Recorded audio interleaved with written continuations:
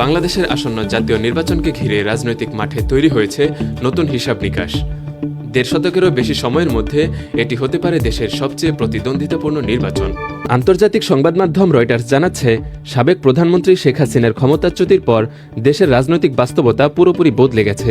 এই পরিবর্তিত পরিস্থিতিতে ইসলামপন্থী দল জামায়াতে ইসলামী তাদের ইতিহাসের সেরা নির্বাচনী ফল করতে পারে বলে ইঙ্গিত দিচ্ছে একাধিক জরিপ ও বিশ্লেষণ।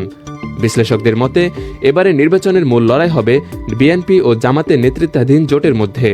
জনমত জরিপে বিএনপি এগিয়ে থাকলেও জামাতও উল্লেখযোগ্য আসন পাওয়ার সম্ভাবনাই রয়েছে।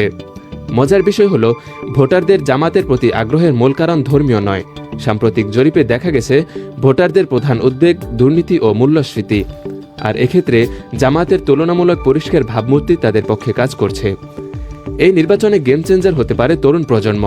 মোট ভোটারের প্রায় 1/4 জেনারেশন জেডের, ফলে তাদের পছন্দ চূড়ান্ত ফলাফল নির্ধারণে বড় ভূমিকা রাখবে। তবে রয়টার্স স্পষ্ট করে বলছে, জামায়াত ভালো ফলাফল করলেও এককভাবে সরকার গঠন করা তাদের পক্ষে কঠিন হয়ে পড়বে। তবুও দলটির ঐতিহাসিক প্রেক্ষাপট বিবেচনায় এটি হবে একটি রাজনৈতিক বড় মোড়।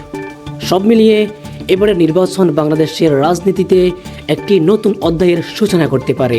সম্মানিত দর্শক মণ্ডলী, এতক্ষণ ধরে সরল সংবাদের সাথে থাকার জন্য আপনাদেরকে অসংখ্য ধন্যবাদ।